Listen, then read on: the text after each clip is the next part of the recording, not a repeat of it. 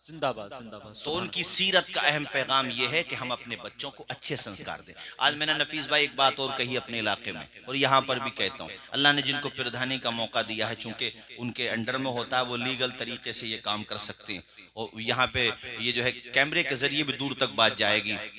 उसके अलावा भी अगर जिसके पास जमीन ज्यादा है, मोबाइल से बचाने के लिए आपके पास क्या विकल्प है? बच्चों को आपको विकल्प देना पड़ेगा। ये लाइन खड़ी हुई है और लोग इस लाइन पे पड़े हुए हैं, तो इस लाइन से हटाने के लिए आपको दूसरी लाइन देना पड़ेगी ना उनको, वरना कैसे हटेंगे वो? उनकी तो आदत बन गई, जियो ने आदत खराब कर दी। अब कैसे हटाओगे बच्चों को? देख नहीं रहे हो आप 15 साल से 25 साल तक के बच्चों के चेहरे मुरझा गए, गुलाब की तरह खिलने चाहिए थे ये चेहरे, मगर हड्डियों में जान नहीं रही है। रीढ़ की हड्डियां कमजोर हो गई, पिंडलियां कमजोर हो गई, चेहरे पे हशाश बशाश सब कुछ खत्म हो गया है, ये तबाह बर्बाद हो गए। आप समझ रहे हो हमारा बेटा रात में आराम फरमा रहा है, वो आराम नहीं फरमा रहा है, जिंदगी बदनाम फरमा रहा, आपको पता भी नहीं है, वो तबाह बर्बाद हो रहा। इसको बचाने के लिए उसका विकल्प देना पड़ेगा, और विकल्प ये है कि गांव के प्रधान हो या दूसरे जिम्मेदार हो, वो गांव में उनकी प्रैक्टिस के लिए, रेस के लिए, कुश्ती के लिए इस तरह के प्रोग्राम मुनक्किद करें, ताकि वो अपने फिटनेस पे ध्यान दें। यार जो फिट रहेगा वही तो हिट रहेगा। अब उसके जिस्म में जानी न रहेगी तो वो क्या खिदमत करेगा बताओ? इसलिए रेस कराओ बच्चों की, और जब कुश्ती भी कराओ तो सतर छुपा करके, वो नहीं जो दुनिया का तरीका है नाव से लेके यहाँ तक। अरे आदमी जब बच्चों को तुम उस तरफ लगा दोगे, उसके अलावा किरात के मुकाबले का मतलब तरगीब के लिए नातिया मुकाबले भी हों, और बच्चों को एजुकेशन की तरफ मोड़ा जाए। कौम के जिम्मेदारों को चाहिए कि जो मेहनती बच्चे होते हैं उनको इनाम दे, उनकी हिम्मत अफजाई करें, ताकि कौम के दूसरे बच्चे भी पढ़ने की तरफ आमादा हो जाएं। अपने बच्चों को संवारो, तुम्हें अंदाजा नहीं है कितना बड़ा तूफान तुम्हारे दरवाजों पे दस्तक दे रहा है। पहले बेटियां अगर फरार भी होती थी तो कम से कम कलमे का तो ख्याल करती थी, मगर आज ना बेटे कलमे का ख्याल कर रहे हैं, ना बेटियां कलमे का ख्याल कर रही हैं। इससे बुरे दिन तुम्हारे और क्या होंगे ये बताओ? बताओ मुझे, मेरी बात गलत हो तो बोलो।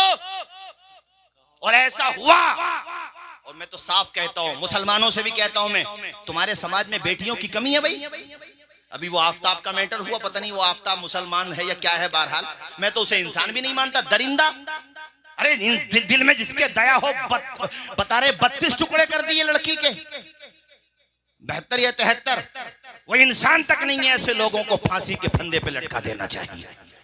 मैं आपसे पूछता हूं कि आपके समाज में बेटियों की कमी है तो आप उधर शादी क्यों कर रहे हैं भाई? आपको इजाजत किसने दी? अब आप उधर करते हैं, उनकी तो प्लानिंग चली रही है, अपने वहां तो भटके हुए लोग चले जाते हैं, यहाँ क्या प्लानिंग है? बस भटक गया कोई आदमी, उधर भी हो सकता है भटक जाते हो या प्लानिंग होती हो।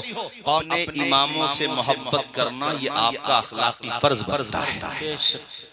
हमें आप खूब नवाजो, लेकिन जिसने जलसा सजाया है उसकी तनख्वाह 8,000 रुपए पे अटकी पड़ी है, ये ज्यादती है। हर चीज का खर्चा बढ़ रहा है। इमाम तुम्हारे वहां 24 घंटे रहता है, उसका भी लिहाज कर। रात में 3 बजे घर पे बच्चा पैदा हुआ, दरवाजा खटखटा देते हो, मौलाना जरा कान में अजान दे दी, वो बेचारा 3 बजे ही जा रहा है, जनाजा तुम्हारा पड़ा रहा है। तो इस लिहाज से अपने इमामों का ख्याल रखो, और ये बिलगराम का पैगाम अपने जहनों में नोट करके लेकर के जाओ कि न हम आले पाक को छोड़ेंगे, न हम असहाबे पाक को छोड़ेंगे। हम नबी की हर निस्बत का लिहाज करेंगे। यही मसलके अहले सुन्नत है और यही मसलके आला हज़रत। बेशक, सुभान अल्लाह, सुभान। हजरात बस थोड़ी देर और, चूंकि हजरत के मुबारक कदम आ गए, ज्यादा देर हजरत यहाँ रहे तो ये मुनासिब नहीं है, हजरत के शान के खिलाफ है। बस मैं बहुत जल्दी अपनी गुफ्तगू खत्म करता हूँ। एक मरतबा सारा मजमा पढ़े ला इलाहा इल्लल्लाह मुहम्मदुर रसूलुल्लाह सल्लल्लाहु अलैहि वसल्लम। देखो, एक तो मैंने ये कहा कि अपने यहाँ पर कोशिश करो कि निकाह में किस तरह से आसानी पैदा हो। इसको जो है आप सिर्फ तकरीर बतौर रस्म मत समझो। नफीस भाई, ये बड़ी जरूरी बात है। आज जिसकी 4 बेटियां हैं, 5 बेटियां हैं, और मजदूर या दरमियानी किस्म का आदमी है, वो रातों में तारे गिनता, उसे नींद नहीं आती, और अपनी बेटियों को जो देना चाहते हो यार, दो उसकी नुमाइश क्यों कर रहे हो? सारा मामला नुमाइश से खराब हो रहा है। निकाह को ज्यादा से ज्यादा कोशिश करके आसान करो। दूसरी बात, हमारी बहुत सी बेटियां ऐसी होती हैं जो जवानी की उम्र में विधवा हो जाती हैं, बाद में समाज उन्हें एक्सेप्ट नहीं करता। क्या कसूर है उनका? उन्हें सहारा दो, तुम्हारे नबी की सुन्नत है। हमारे आपके प्यारे पैगंबर ने अपना पहला निकाह 2 मरतबा की बेवा हो चुकी हजरत सैयदा खतीयतुल कुबरा से फरमाया था कि नहीं फरमाया था? ऊंचा बोलिए, फरमाया था कि नहीं फरमाया था? तो जिसकी उम्र ऐसी है जो अभी शादी के हिसाब से उसकी उम्र है, तो निकाह करो उससे। और इसमें अपने लिए हद के इज्जत या अपने लिए ये गैर मुनासिब चीज ना समझो, बल्कि मुस्तफा की सुन्नत है ये। निकाह का भी सवाब मिलेगा जो कि बजाते खुद सुन्नत है, और डबल सवाब यूं मिलेगा कि तुमने हुजूर की सुन्नत को दूसरे एतबार से भी। क्या बात है, बेशक बेशक, सुभान। और एक बात और सुनो तेजी के साथ, अपने इलाके में कौम की बेटियों के लिए बेहतरीन इदारे बनाना भी तुम्हारी जिम्मेदारी है। बच्चियों के लिए मखलूत तालीम से नुकसान हो रहा है, बच्चियों के लिए अच्छे इदारे बनना जरूरी है। मैंने आपके दीन नगरपुर में भी कहा था, याद होगा, और से मुफ्ती अब्दुल रऊफ साहब अलैहि रहमा के उर्स में भी कहा था, ये कितना अमीर खित्ता है पूरा अपना, माशाअल्लाह माली एतबार से कमजोर नहीं है। क्या ये रोने का मकाम नहीं है कि आज हमारी कौम के पास ऊंची ऊंची बिल्डिंगें हैं, बंगले हैं, गाड़ियां हैं, दौलत की कमी नहीं, मगर हमारे पास सलीके के न इंटर कॉलेज है न डिग्री कॉलेज है। इसके लिए जिम्मेदार बताओ हुकूमत नहीं, हम खुद जिम्मेदार हैं। ए अमीरों, अपने खजाने कौम की बेटियों के लिए लुटा दो, और उससे तुम पैसा भी कमाओ। कौन मना कर रहा भाई? फीस रखो, पैसा भी कमाओ यार, तिजारत भी होती रहेगी और कौम की बेटियों की खिदमत भी होती रहेगी। बेशक बेशक, सुभान। वरना हालात अच्छे नहीं है। अभी मैंने कहीं की खबर पढ़ी, कोचिंग सेंटर में कह दिया गया मुस्लिम बच्चियों को एंट्री की इजाजत है, लड़कों को नहीं है, जबकि दूसरों को है वहां, तुम्हारे बेटों को नहीं। सोचो क्या क्या प्लानिंग दुनिया में चल रही है। तुम्हें खुद ही सोचना पड़ेगा और खुद ही अपने हालात का जायजा लेना पड़ेगा। इस पे तवज्जो दो जो मैंने आपसे कहा है। गौसे पाक की 11वीं और गौसे पाक को मानने का सिर्फ मकसद ये नहीं कि हम सिर्फ नारे ही लगाएं, नहीं, बल्कि मकसद ये है कि हम उनके मिशन को जिंदा करें, अपने बच्चों को पढ़ाएं। और आखिर में बस मैं गुफ्तगू खत्म इख्तिताम की तरफ लेके जाता हूँ। महरेरा शरीफ में, बिलग्राम शरीफ में, किचौचा शरीफ में, बरेली शरीफ में, हमारी सारी खानकाहों में, मदारिस में, जामियात में ये पैगाम दिया जाता है कि आधी रोटी खाइए, बच्चों को पढ़ाइए। जरा जोर से बोलिए, और जोर से बोलिए, बच्चों को पढ़ाइए। देखो, इस चीज को अपने दिल पे लिख के ले जाओ, तालीम हासिल करो। ये मत सोचो कि हम एक विलेज में रहते हैं यार, हमारा बच्चा कैसे सक्सेस होगा। नियत तो करो, कामयाबी देने वाली जात अल्लाह की जात है। मेहनत करो। मैं सिर्फ खुजमा सफा व दामा कदरा के तौर पे कहता हूं, मेहनत का सिला मिलता है। एपीजे अबुल कलाम एक देहात के रहने वाले थे, देहात के, बहन ने पढ़ाया था, अखबार बेचते थे, लेकिन लगन थी, मेहनत का जज्बा था। और तुमने सुना नहीं है, कश्तियां जब लहरों से टकराती हैं तो किनारे तक पहुंच ही जाती हैं। दाना जब खाक में मिलता है तो गुले गुलजार बन ही जाता है। और जब लोहे को भट्टी में सुलगाया जाता है, उसको लोहार हथौड़े मारता है, फिर वही लोहा कुंदन बन ही जाता है। चूंटी दीवार पे चढ़ती है, गिरती है, फिर चढ़ती है, फिर गिरती है, मगर एक मर्तबा नंबर वो आता है कि वो चढ़ ही जाती है। मिटा दे अपनी हस्ती को अगर कुछ मर्तबा चाहे, कि दाना खाक में मिलकर गुले गुलजार बनता है। हमारे संभल में बहुत पहले की बात है ये, मतलब वो जो थे तहसील जज थे, तो उनके हमारे संभल के कोर्ट में संतरी था। उसका संतरी बेचारा एक चपरासी तो होता है। देखो ये लगन की बात होती है नफीस भाई। संतरी था वो। अब वो जज को देखता था, यार कलम में कितनी ताकत है जो लिख देता भाई। फिर प्रशासन को मानना होता है, उस फैसला कर दिया, डिसीजन उसने। तो उसके पास एक बेटा था और उसने ये नियत की कि मैं अपने बच्चे को पढ़ाऊंगा, और उसने पढ़ाया और बेटे ने पढ़ के दिखाया।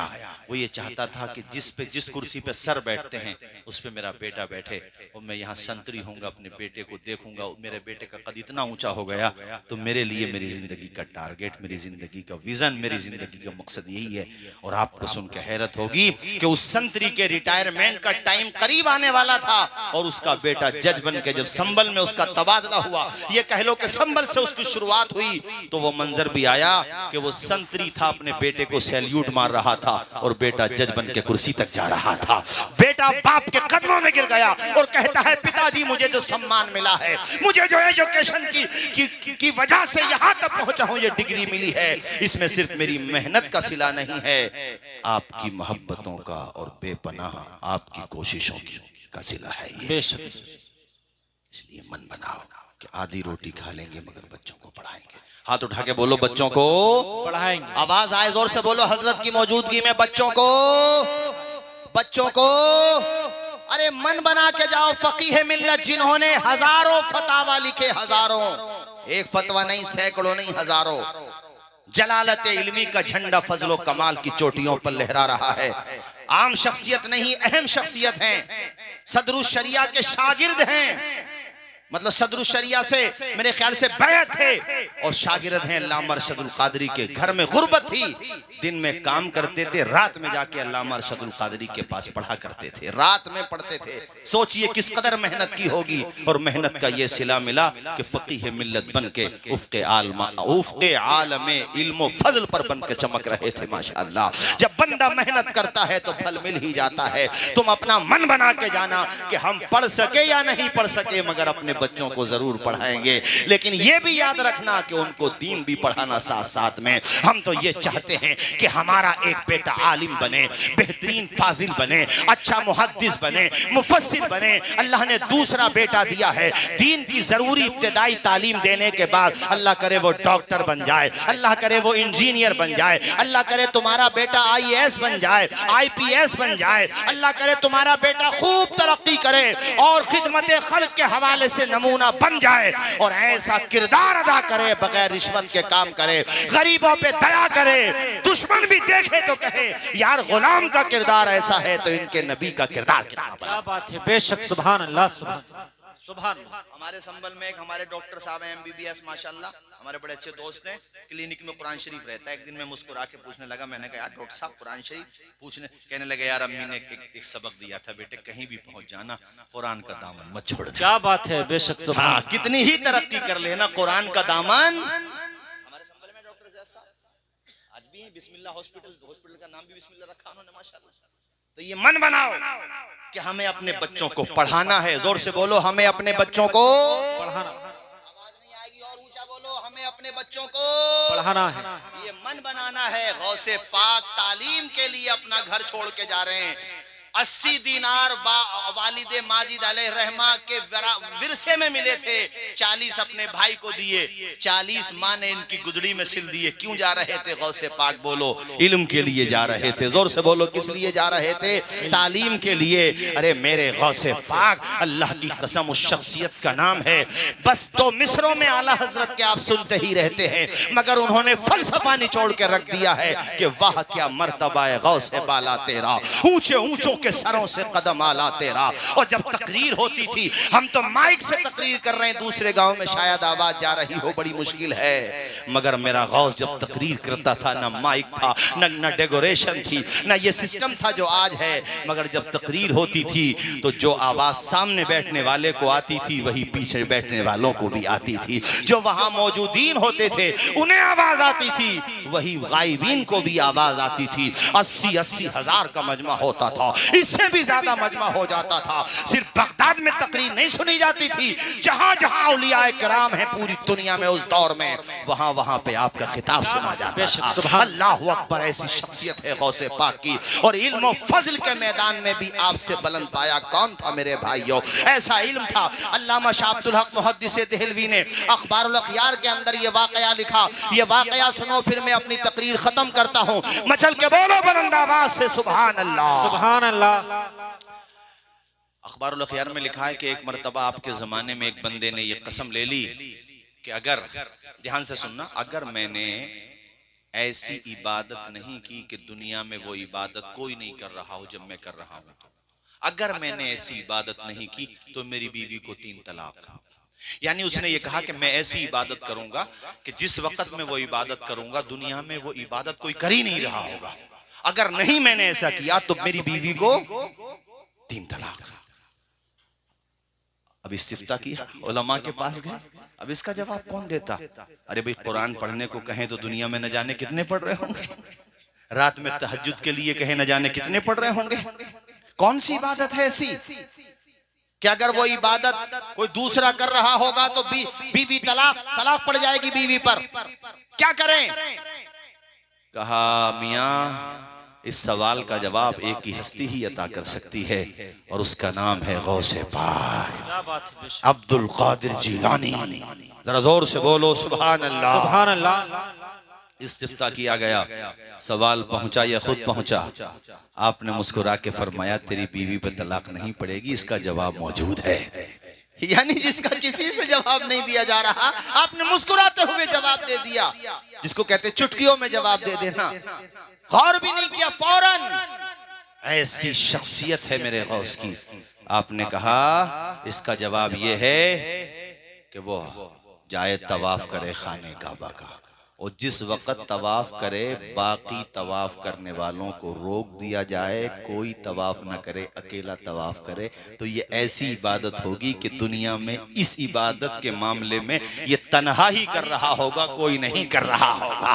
ये अकेला जाकर के तवाफ कर ले, इसकी कसम पूरी हो जाएगी और बीवी पर तलाक। ये हैं गौसे पाक। अल्लाह ताला हम सबको हुस्न अमल की तौफीक अता फरमाए। तुझसे दर से सक से है मुझको निस्बत, मेरी गर्दन में भी है दूर का डोरा तेरा।